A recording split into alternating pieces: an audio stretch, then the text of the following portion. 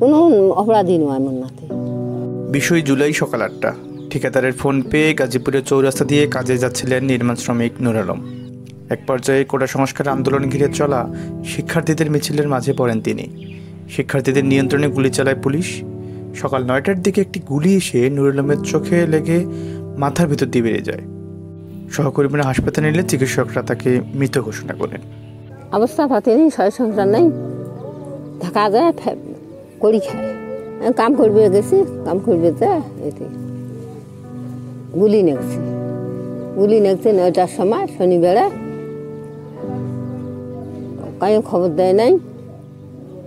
11টার সময় খবর পাইছি, তো সে আমরা দন্য মানুষের যায় দেখে মেডিকেল নিয়ে গেছে।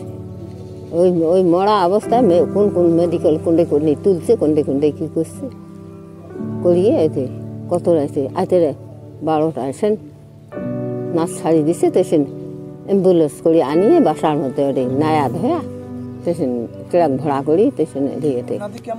নিহত নুর আলমের বাড়ি কুড়িগ্রাম জেলার সদর উপজেলার ভোগডাঙ্গা ইউনিয়নের মোল্লাপাড়া গ্রামে।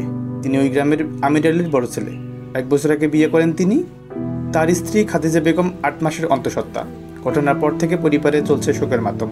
ঘটনার 8 দিন পরেও কান্না থামেনি নিহত নূর আলমের স্ত্রীর। ঘটনার বর্ণনা দিতে গিয়ে বারবার কান্নায় ভেঙে পড়ছেন তিনি। হ্যাঁ, বেড়ে গেছে সকালে ওই গুলি করার শুনিয়ে ওইতে বউ কান্দন আরম্ভ হয়েছে। ওই কথা তুললে নেই, ওইতে করে কান্দে ছেলা ওদন কান্দতে অস্থির। তো সে ওইতে মাথার পানি দেন গরম করি সে হুস করছে।